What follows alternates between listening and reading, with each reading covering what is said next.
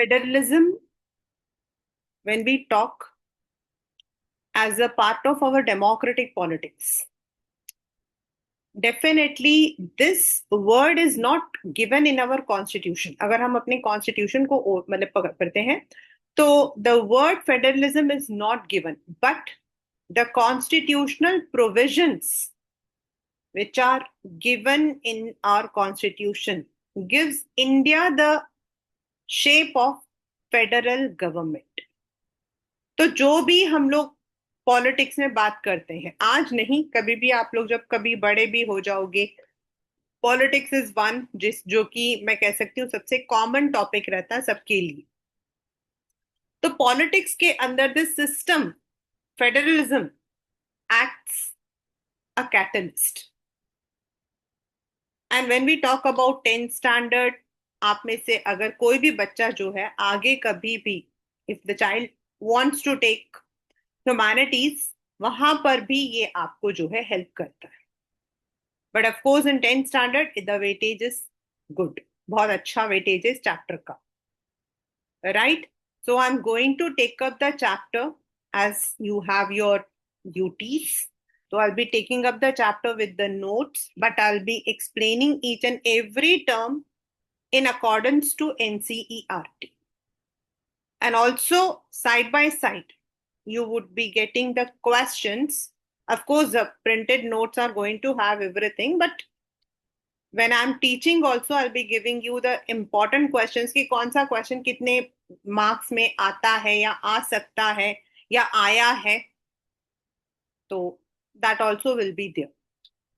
Before I start, मैं इतना आपको बता दूंगी कि ये जो आपके लिखा हुआ ना, एक एक वर्ड, चाहे वो मतलब कि डेफिनेशन ऑफ फेडरलिज्म हो या फिर फीचर्स हो, रूट्स हो, डिफरेंसेस हो, या what makes India federal हो, या how in federalism is practiced, everything, each and every question has come in the exam. तो कुछ हम इसको नजरअंदाज नहीं कर सकते क्योंकि this topic may not be, it is very relevant, all the entire work which is given on your screen. ठीक है? When I started the chapter power sharing, जब मैंने पावर शेयरिंग आपको स्टार्ट करवाया था तो मैंने आपको कहा था कि the power is shared either in the horizontal form, that is आपका लेजिस्लेटिव, एग्जीक्यूटिव एंड जुडिशरी, और it is shared in the vertical form which is called as federalism. तो जो ये वाला चैप्टर है ये उसी पावर शेयरिंग के फॉर्म को डिस्कस कर। So federalism means when the power, जो गवर्निंग पावर है of the government is not with one single government. Now let us come to the question. कुछ कंट्रीज ऐसी हैं जहां पर there is a system which is called as unitary. क्या बोलते हैं हम? यूनिटरी। और यूनिटरी में क्या होता है? द गवर्नमेंट इज वन, मतलब मान लो कोई एक्स उसको रूल कर रहा है, और वहां पर जो उनके स्टेट्स हैं, छोटे छोटे states, they are also ruled by the same power, only उनके रिप्रेजेंटेटिव जो होते हैं they rule on the states, लेकिन पावर एक ही पार्टी के पास होता है। That is called as unitary. But in federal system the system is where the powers are divided, मतलब एंटायर यूनियन के लिए कौन सा पावर होना चाहिए और जो छोटे छोटे स्टेट्स हैं उनके लिए कौन से पावर्स होने चाहिए, what are the powers, what are the limitations, that is called as federalism. Yani a system in which the governing powers are shared in different levels. And one of the most important is कि जो आपका union government होता है it always has more powers. इस पे paper में question आता है, वो मैं अभी आपको करवाऊंगी. The union government has more powers than the state governments, right?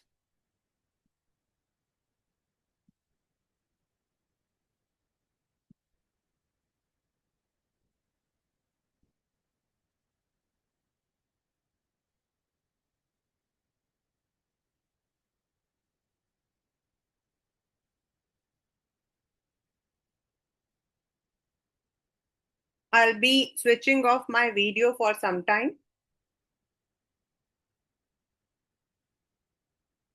So don't bother.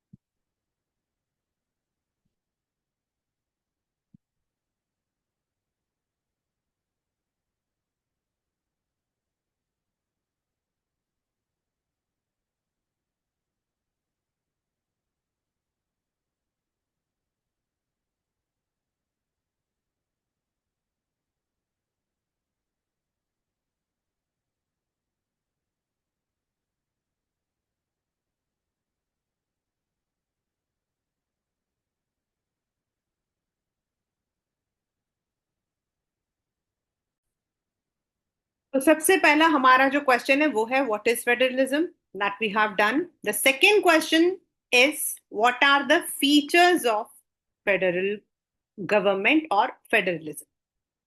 यानी we are not talking about India, we are talking only about federalism wherever it is practiced. So first, in a federal government we have two or more tiers. हम इसको tiers इसलिए बोलते हैं, union state. मतलब most of the countries have two tiers. In our country we have a third tier also, which is called as local government.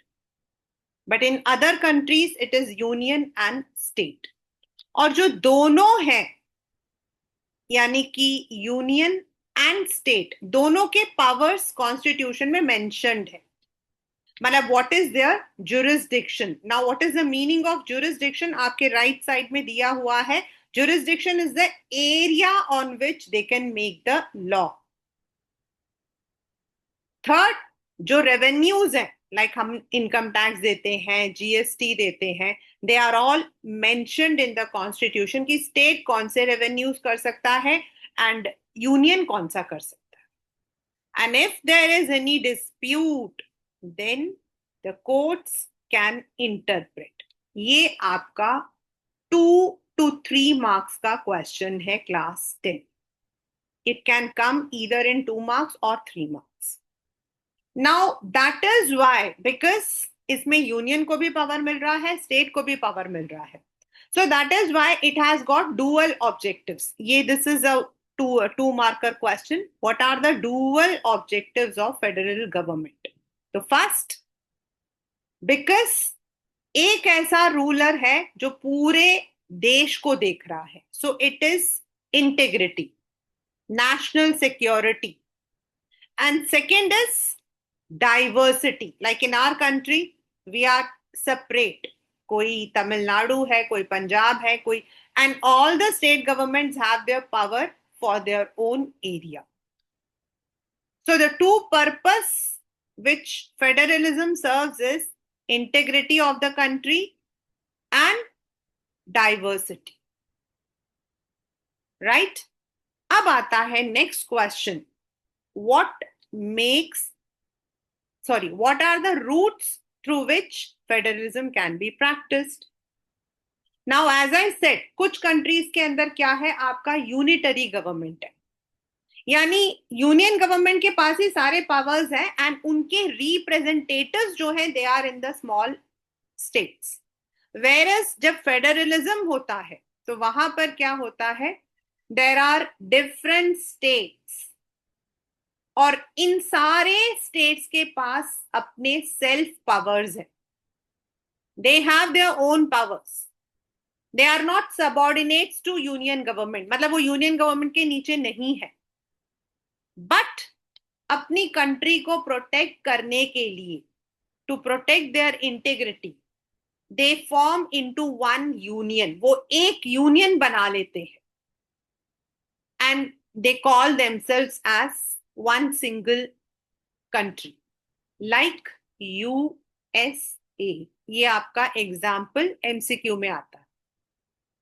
UK, United States of America, United States of United kingdom.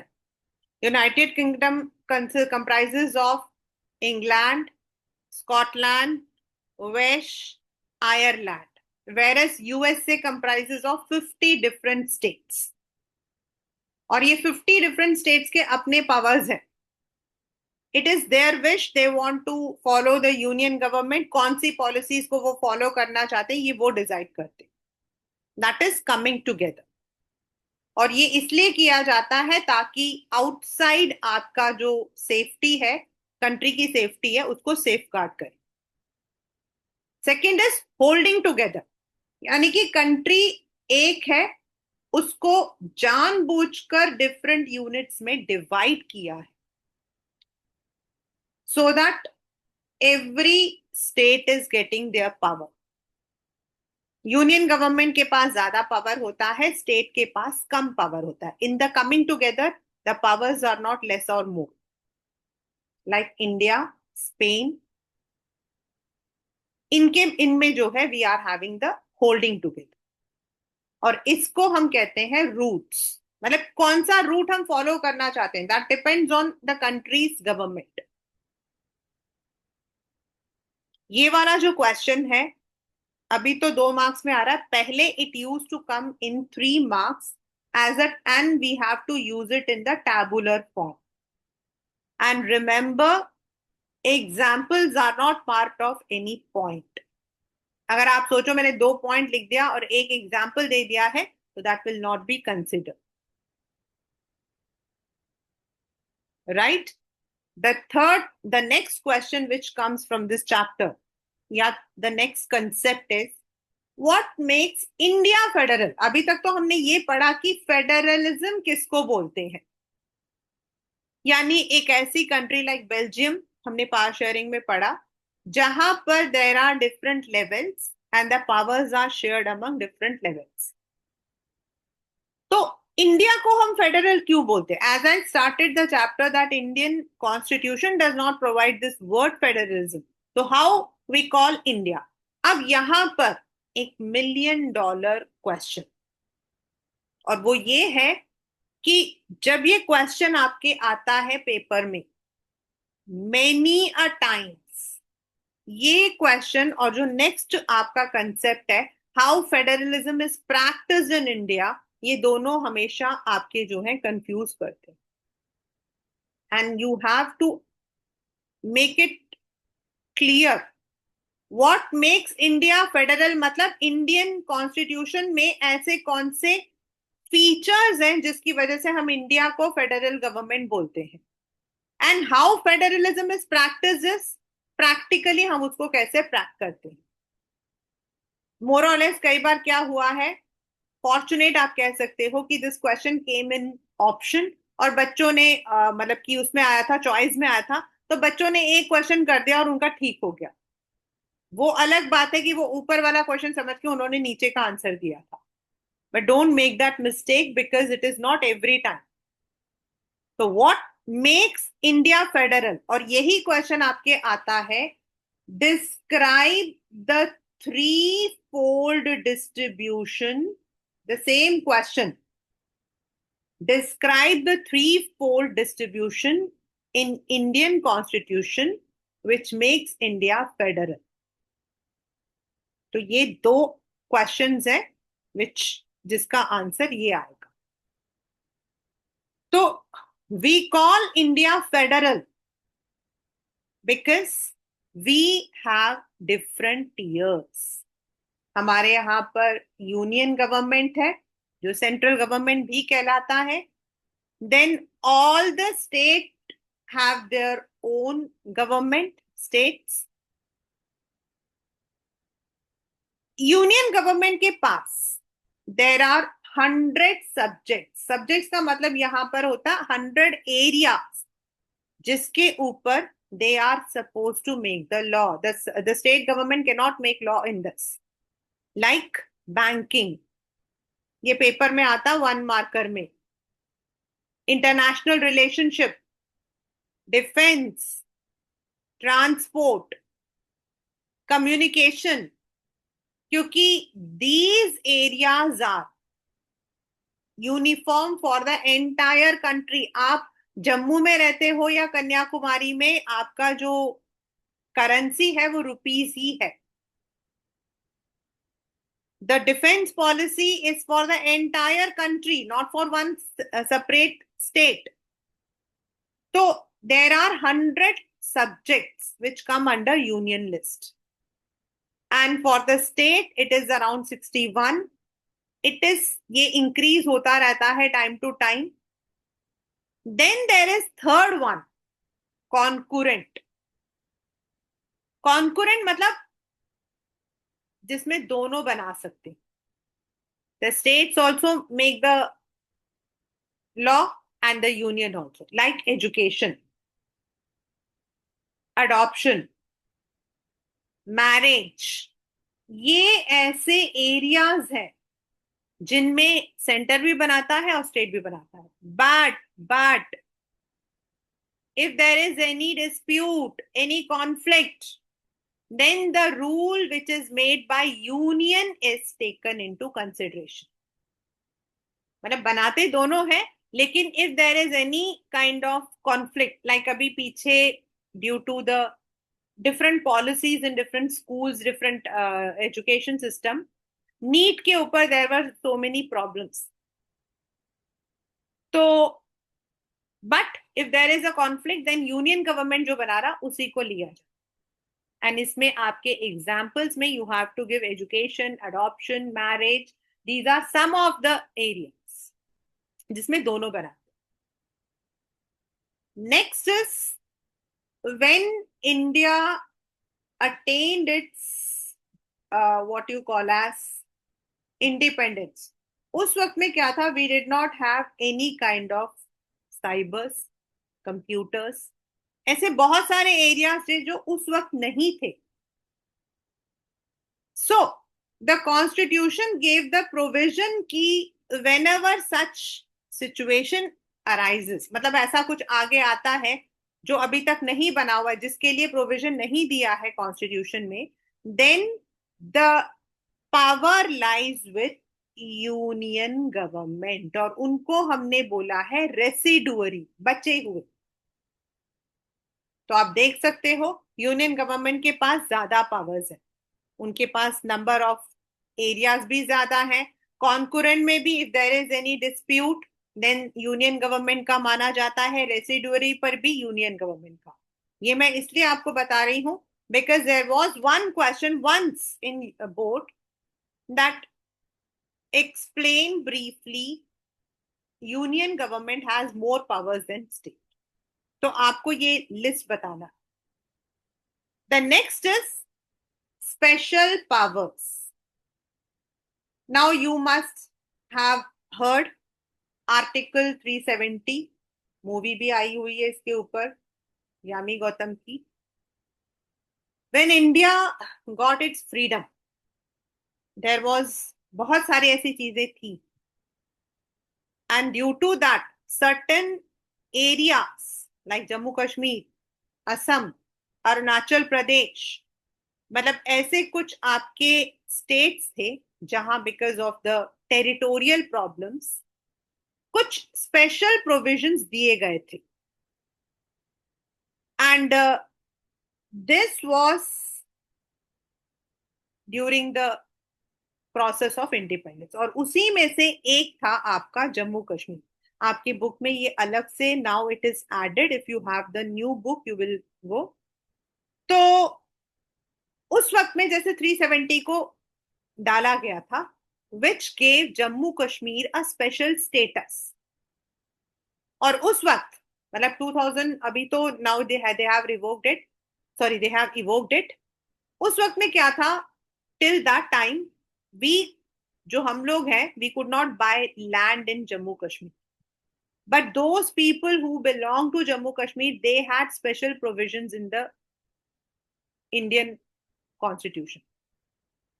तो ये special powers दिए गए थे, आपके paper में आता why the special powers were given to some of the states like Jammu Kashmir, Assam, Arunachal Pradesh, where there were some territorial disputes. But now Jammu Kashmir wala jo 370 article hai, it has been removed. Now Jammu Kashmir is divided into two different areas. That is Jammu Kashmir एक आपका union territory है and Ladakh आपका एक है. पहले this entire was a state, but now they are two union territories. Right? Next is, you must have seen India has 28 states and 8 union territories. पहले 29 and 7 था, अब 28 and 8 है. Why? Why there are union territories? क्या होते हैं union territories? Example, Daman Diu, Pondicherry, Andaman Nicobar, Lakshadweep. Why they are created? Chandigarh क्यों create हुआ था? तो at the time of their creation, मतलब जैसे आप चंडीगढ़ के बारे में बात करो, दिल्ली के बारे में बात करो, पौंडीचेरी के बारे में बात करो, there Pondicherry was not part of India. Pondicherry was under the French one. अभी भी अगर आप वहां जाओगे ना पौंडीचेरी, आपको आज भी वहां पर फ्रेंच का पूरा नजर आएगा. If time permits I will show you. So they were not part of India when India got independence. They joined Indian territories later on. फिर कुछ एरियाज इतने छोटे थे, like Goa. Goa is now a state, but earlier it was a union territory. They were so small that they could not be incorporated as a state. क्योंकि statehood देने का मतलब होता है, जैसे अभी दिल्ली भी स्टेट नहीं है. Delhi is we call Delhi as union territory, या फिर we call it as part. It is not complete state. Delhi is not complete. हम उसको बुलाते हैं NCT, national capital territory. We call Delhi as NCT. क्यों? Because it is so small, और statehood देने के लिए बहुत सारा पैसा भी खर्च करना पड़ता, बहुत सारे आपके जो रूल्स पॉलिसीज चेंज करनी पड़ती. So those areas which were either small, which could not be incorporated as state, उनको रूल करने के लिए कॉन्स्टिट्यूशन ने यूनियन गवर्नमेंट को स्पेशल पावर दिया है, जिसको हम बोलते हैं यूनियन टेरिटरीज. यानी कि these territories are under the power of union government.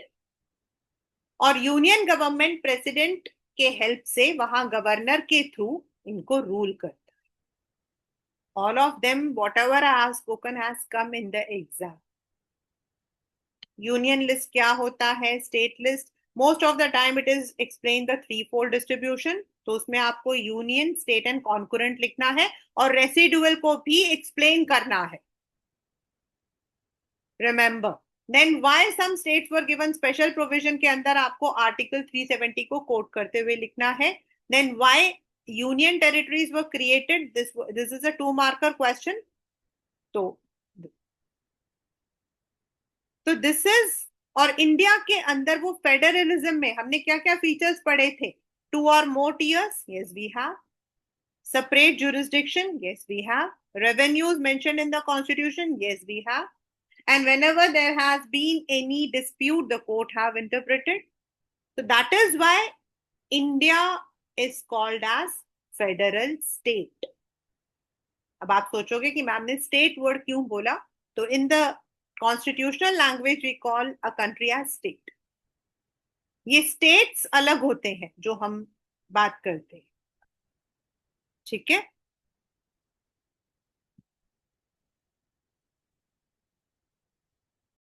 Okay.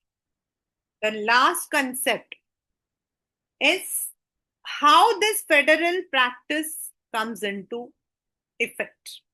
मतलब हमने अपने प्रैक्टिकली जब हम उसको रूल कर रहे हैं, तो कौन कौन सी चीजों को हमने ले रखा है? how we can say that we are practicing federalism? As I have already told, we have three tiers. One is a union, state, and third is local. तो कैसे हमने किया है? First is creation of linguistic states. आपके book में there is one old map given. अगर आप उस मैप को देखोगे, you will see उस वक्त में 1947 में India had 8 provinces. We were not on, हम लोग स्टेट्स में नहीं थे, हमारे थे प्रोविंसेस. दैट इज आपका सिंध प्रोविंस, कश्मीर प्रोविंस, आपका Punjab province, union province, then आपका Bombay province, Madras province, Calcutta province, ऐसे हम थे. एंड अगर आप देखोगे मद्रास प्रोविंस, तो मद्रास प्रोविंस के अंदर अभी जो करंट तमिलनाडु, केरला का कुछ हिस्सा, आंध्र प्रदेश, देन आपका कर्नाटका के कुछ areas, they all were part of मतलब की Tamil Nadu province. So in 1953 there was one violence in Andhra Pradesh, and the person was called as Potti Sitaramul Raju. Not a part of your, but I'm just giving my. उस वक्त में they wanted Vishal Andhra movement. मतलब वो चाहते थे कि तमिलनाडु से, जो आपका उस वक्त में हम लोग उसको मद्रास प्रोविंस बोलते थे, उससे आंध्रा को अलग कर दिया जाए. 1953, 52, 53. And due to the fast, he died. काफी वायलेंस रहा और पहली बार आंध्रा को अलग किया गया. And at that time, it was decided that the state reorganization, even though it is not, but it comes in the exam. The State Reorganization Commission was set up, जिनको 3 साल लगे स्टडी करने के लिए. And in 1956, the state reorganization was implemented. और शुरू में we had only 16 states हमारे थे, सॉरी 11 states थे उस वक्त में शुरू में. लेटर ऑन फिर 16, फिर 18, 22 ऐसे करते हुए इंक्रीज हुई. सो दिस वे जो हमारे स्टेट्स आज है इनको डिवाइड किया गया. तो क्या बेसिस थे डिवाइड करने के? The basis were first language. Like if you go to Punjab, you will see Punjabis. You go to Rajasthan, Rajasthani. If you go to Tamil Nadu, Tamil, Andhra, Telugu, Kerala, Malayalam, Karnataka, Kannada. But आपके सबसे last में दिया हुआ page में, but not all the states were created on the basis of language. सारे के सारे states language के बेसिस में नहीं थे. हाँ, मुंबई, अगर हम महाराष्ट्र एंड गुजरात कहते हैं, yes they were. But UP, Uttarakhand, ये जो हरियाणा, इनको कैसे क्रिएट किया गया था? They were created on the basis of the cultural difference. Chhattisgarh, Telangana, now Andhra and Telangana both are having the same language, Telugu, but still they are two different states, and that is because of the culture. ये paper में आता है assertion and reason में. Not all the states were created on the basis of language. So this is practically हमने जो है state government and union government बनाने के लिए हमने जो एरियाज है उनको डिवाइड किया from provinces to states. Right now we have 28 states and 8 union territories. Right? So that was the first step. Second step, language policy. Now please don't confuse linguistic states and creation of the states. States कैसे बनी थी? और language है बात करने की, लिखने की. Now you all are having English medium. Some of the students are having Hindi medium. If you go to the states, they will be having Malayalam medium, Tamil medium. आपने सुना होगा. तो ये जो लैंग्वेज पॉलिसी है, this is, शुरू शुरू में ये सोचा गया था दैट टिल 1960 इंग्लिश को कंटिन्यू करेंगे और उसके बाद इंग्लिश को बंद कर देंगे and Hindi will be taken as national language. Now in Sri Lanka, we have Sinhalese. If you go to other states, like if you go to US, you need to crack English exam. आपको जो है वहां का English crack करना पड़ता है. That's their national language. Either you are giving TOEFL or you are giving IELTS, you have to.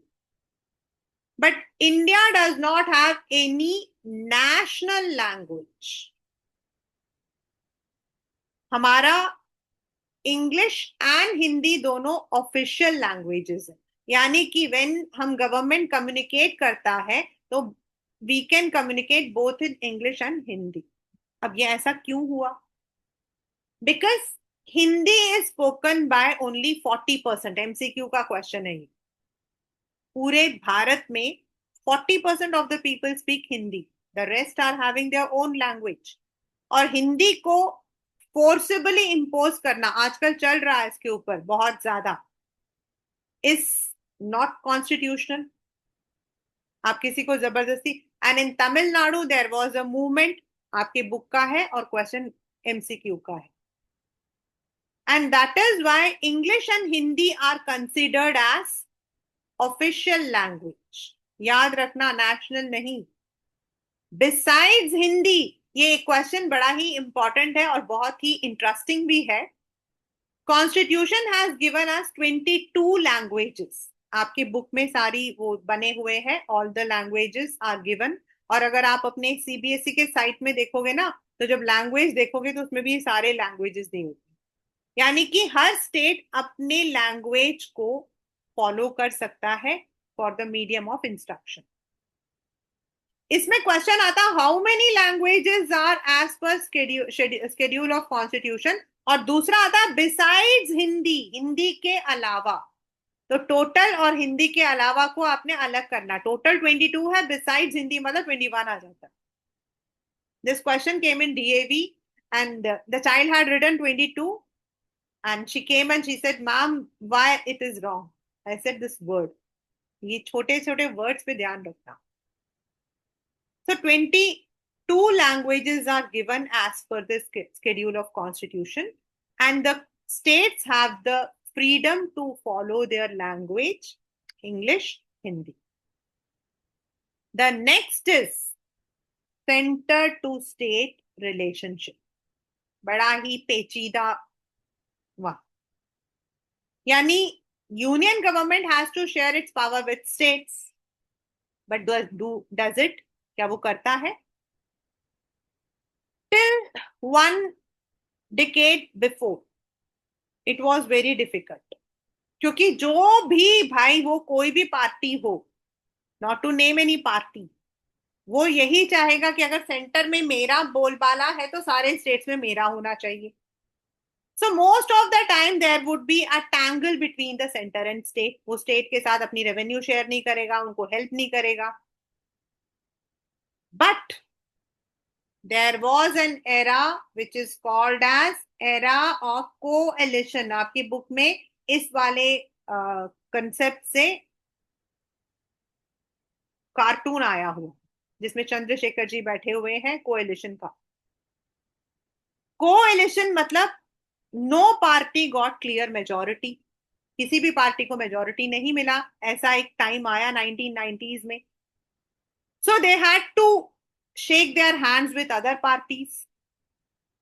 और इसीलिए उस पर्टिकुलर एरा के बाद the centre tries to be friendly with all the political parties, ताकि centre और state का जो कभी भी जो प्रॉब्लम अगर कोएलिशन होती है तो there is no, because coalition government normally had been very unstable. जब भी कोएलिशन रहा वो नीचे गिर गया। इसीलिए कोएलिशन की जगह the party started forming the alliance. Alliance मतलब पहले से ही गठबंधन बना लेना कि भाई अगर हम मुझे पूरी, if I don't get the majority, you all will support. I told you that day, UPA and NDA, ये हम पॉलिटिकल पार्टीज में पढ़ेंगे, तो यहां पर हम इसको डिस्कस नहीं करें। तो that is how centre to state relations have been always topsy turvy, हमेशा उबड़ खाबड़ रहा है, क्योंकि सेंटर हमेशा यही चाहता है कि स्टेट्स में भी मेरा ही rule, right. The last but not the least is, बहुत अलग सा क्वेश्चन 5 मार्क्स का आता है आपके पेपर में, और वो है आपका decentralisation.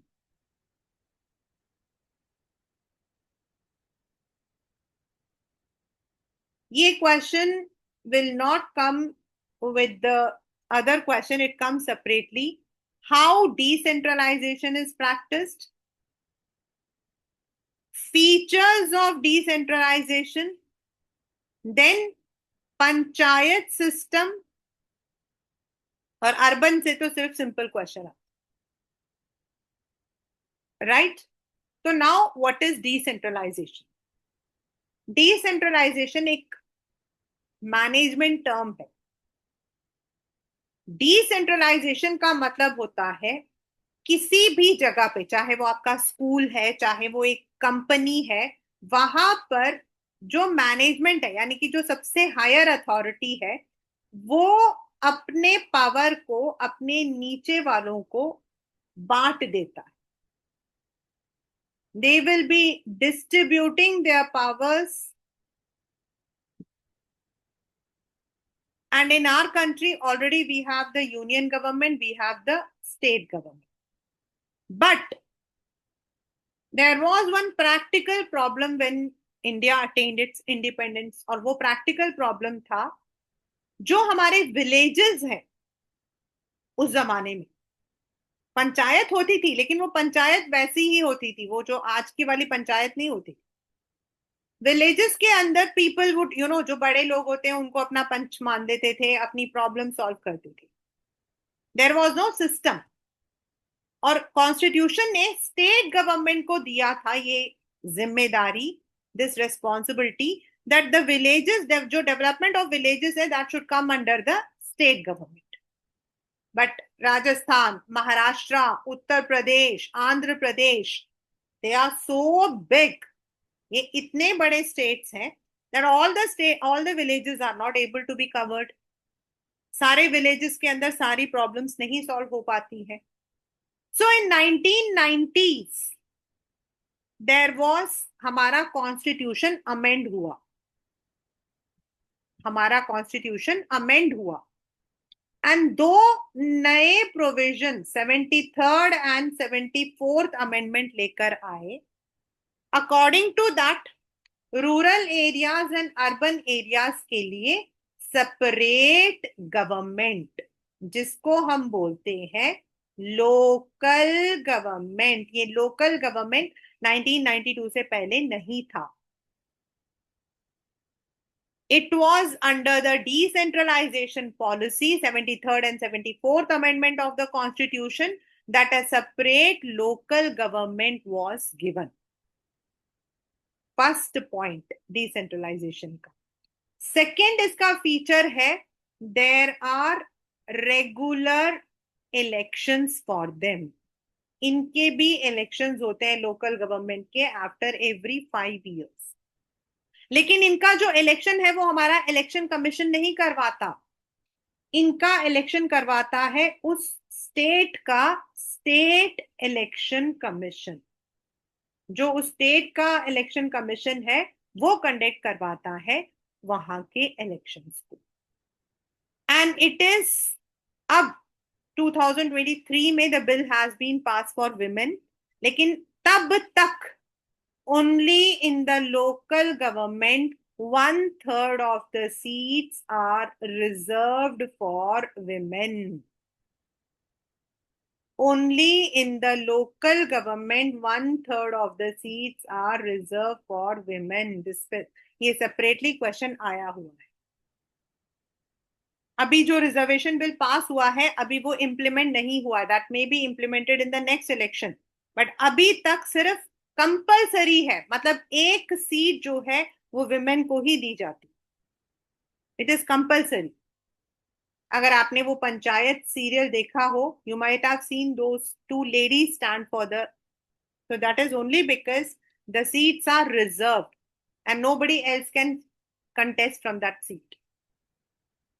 The revenues for local government is mentioned. Local government जो आपका अमेंडमेंट वॉज में मेंशन्ड है. यूनियन गवर्नमेंट कुछ पावर्स को शेयर करता है, कुछ रेवेन्यू को शेयर करता है, और स्टेट गवर्नमेंट कुछ पावर और रेवेन्यू को शेयर. जो लोकल गवर्नमेंट होता है उनका काम होता है अपने लोकल एरियाज में जो प्रॉब्लम्स है, अपने डेवलपमेंट है, उन पर लॉ बनाना. They make the law for their local development, and these list is also given in the constitution. Constitution में दिया हुआ कि कौन से एरियाज में they can make the law. Of course if the conflict is there then higher authority का ही माना जाता है. नॉर्मली ये उन्हीं एरियाज में जो जो छोटे छोटे प्रॉब्लम्स हैं उनको लेकर चलते. So this is how decentralization was introduced, and third tier, that is local government जो है उसको हमने properly system के अंदर फॉर्म किया. राइट नाउ जब हमने बोला लोकल गवर्नमेंट, तो लोकल गवर्नमेंट में आपका आ जाता है panchayat. That is in the rural area. ये आपका अलग से 3 मार्कर क्वेश्चन आता है. This is a separate 3 marker question. तो how पंचायत is formed? तो फर्स्ट, मे बी एक विलेज बहुत बड़ा है, और ये जो विलेज की जो परिभाषा है, definition, it is given in constitution. Village is where the maximum people are in agriculture, या फिर नंबर ऑफ पॉपुलेशन, तब हम उसको जो है विलेज के अंदर लेकर आए. तो या तो the village might be a big one, या फिर छोटे छोटे जो विलेजेस है जिसमें पॉपुलेशन कम है, वो लोग मिलकर एक बड़ा यूनिट बना लेते हैं. And all the adult population, that is 18 years and above, they form the ग्राम सभा. मतलब जो भी 18 साल से बड़ा है वो ग्राम सभा का मेंबर बन जाता, सिर्फ मेंबर बनता.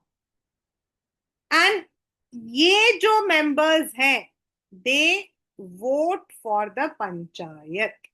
ये लोग वोट करते हैं पंचायत के. Now the panchayat can be for a single village or it can be cluster of villages depending on the population.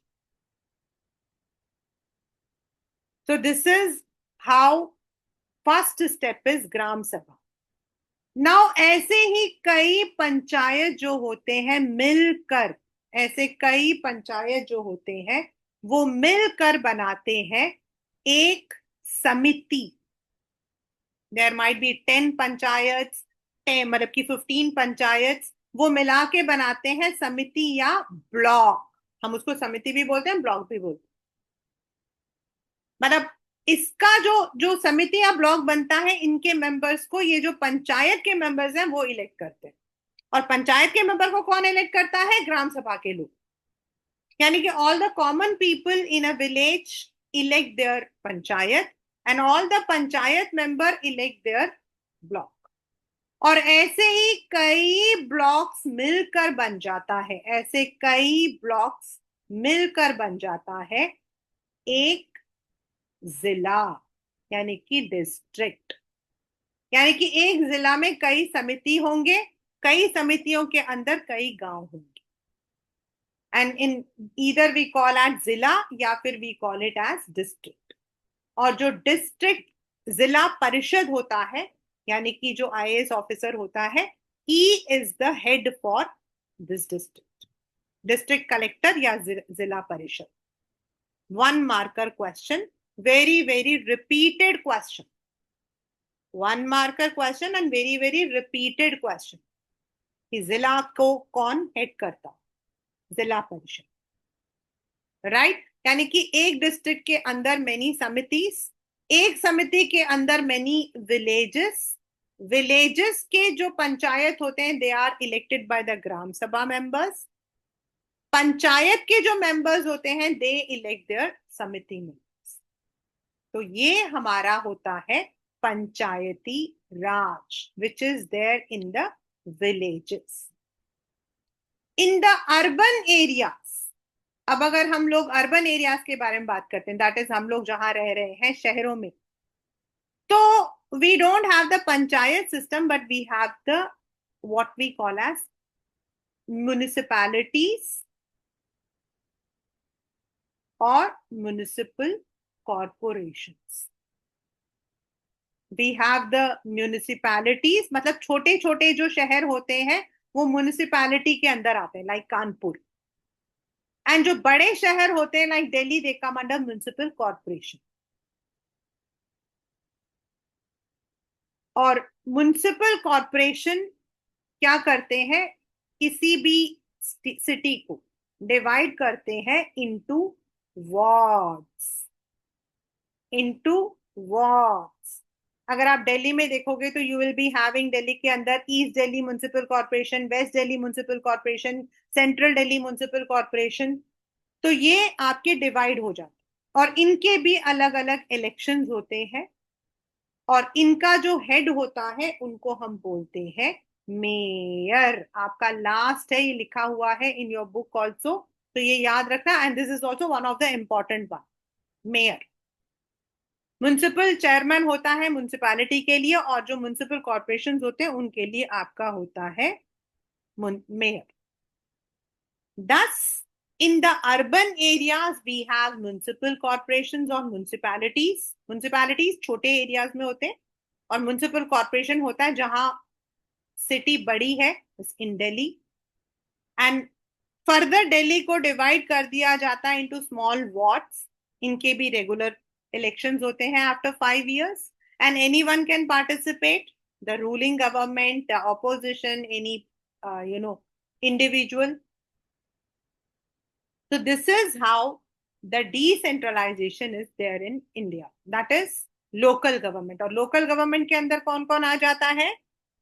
Panchayat system in the urban areas and municipal system in the rural areas. Last but not the least, what are the problems faced by the local government? अब local government हमने बना तो दिया है, ये आपके paper में question direct भी आया है, बहुत इंपॉर्टेंट है, एंड एक पिक्टोरियल टाइप में भी आया था, जो आपके बुक में एक न्यूज़पेपर क्लिपिंग दे रखी है उसको लेकर आया था कि आइडेंटिफाई करो। So the problems of local government is that regular elections are not held, मतलब रेगुलरली पंचायत के इलेक्शंस नहीं होते हैं, म्युनिसिपल के इलेक्शंस नहीं हो पाते हैं। रेवेन्यू जो है दैट इज नॉट शेयर्ड, जो गवर्नमेंट है दैट इज सेंट्रल या स्टेट, उनको जो शेयर करना पड़ता है वो शेयर नहीं कर पाते हैं। समटाइम्स द मीटिंग्स, जो पंचायत को या मतलब कि जो गवर्नमेंट, जो वहां पे अथॉरिटी उनको मिलना होता है, they don't meet, they don't discuss the problems. Yet local governments are very powerful. Why? Because इसमें कोई भी participate कर सकता है. If I am living in a village, I can participate directly. I don't need to be a party member. Then there is special provision for the women, and they are called as the building blocks also. But still, there are some problems in the local government, specifically in the rural areas, which needs to be addressed. ये paper में अलग से question आया था और अभी 2-3 साल पहले ही आना शुरू हुआ ये question, 3 marker. So this is the chapter federalism. In a nutshell, if we say, federalism means a system of government in which The governing powers are shared among levels: union, higher level, state, and then there might be, in other countries we have community government, in our country we have a local government. Second is, what are the features? Two or more tiers. Special, the jurisdiction is already mentioned, the revenue is mentioned. If dispute arises, court can interpret. What are the dual objective? एक union government पूरे country की देखभाल करती है, and state governments जो हैं they are responsible for diversity. The next is how we can practice it. कुछ countries they are having separate units, state units, they have their own law. They may or may not follow the union government, but they consider themselves as one unit, like USA, UK, और इनको हम बोलते हैं coming together. Holding together एक single country को जानबूझकर deliberately it is divided into small states, so that the diversity, क्योंकि जहां country में diversity है, जैसे हमारे यहाँ पर अलग भाषा, अलग आपके religion, उसमें culture, it is easy to govern. Next is, what makes India federal? First is union list for important areas like unit, और ये आपका 1 मार्कर में आ सकता है पूरा, और ये जरूरी नहीं है कि एमसीक्यू में आए, ये डैश डैश डाल के भी आ जाते हैं. वो जो आपके फिल इन द सीरीज होता है उसमें ऐसा लिखा होता है telecommunication union list dash state list, ऐसे. Second is state list. The state governments have the power to make the law, amend. Concurrent, जिसमें दोनों बनाते हैं, like marriage, education. जैसे अगर आप देखो states के अपने boards भी हैं और central board भी है. But if there is a dispute, then union का माना जाता है. Residuary, जो बच गए थे उनके लिए union has the power. Special powers to some of the states. Then some of the areas are called as union territories because either they were not part of Indian mainland or they were too small to be incorporated as states. Next is how we practice it.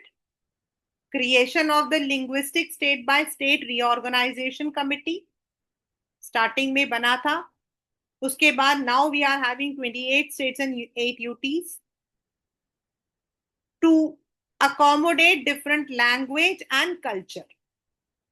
Language policy यानी कि बोलने का, official communication करने का, English and Hindi are set to be the official languages, but we also have 22 scheduled language as per constitution. Center to state policy पहले नहीं था बहुत अच्छा, but after 1990s, due to the coalition era, the center to state relations have definitely developed, but still it is so. इसके ऊपर cartoon से question आया था. The last but not the least is decentralization, जो ये हमने divide किया है यूनियन स्टेट. जो थर्ड टीयर था local government, it was incorporated in 1992 with 73rd and 74th amendment in the constitution, जिसमें रूरल में पंचायत एंड अर्बन में म्युनिसिपल कॉर्पोरेशन को बनाया है. इनके भी जो इलेक्शंस है वो रेगुलर रहते हैं. The state election commission is responsible for the elections. 1/3 of the seats are reserved for women. The revenues are shared by the center and state. Then panchayat, a village or number of village together, जो वहां पे 18 years above है, they become the members of Gram Sabha and they elect the panchayat. A cluster of panchayat then form into block or samiti, and a cluster of block or samiti becomes a district, or district ka zilla parishad is the head. In the urban areas we have the municipal corporations in the large cities and municipalities in small. इसमें भी elections आपके regular होते हैं. The municipal corporation के अंदर the city is divided into small areas called ward and mayor is called as a head. So that is the entire chapter federalism. You can definitely expect जितने ये लिखे हुए ना ये सारे क्वेश्चंस ही है. How is federalism practice, what makes India federal, what are the difference between coming together and holding together. Then ये डिफरेंस वाला जो है ये आपके एज अ एमसीक्यू भी आता है. यूएसए यूके कमांडर ये भी आता है. Then what are the features of, these are the separate 3 or 5 marker questions. And yes, once the cartoon question of coalition, which is given in the book, has also come. And of late, the question, what are the problems faced by local government, also was included. So that's all in the chapter federalism.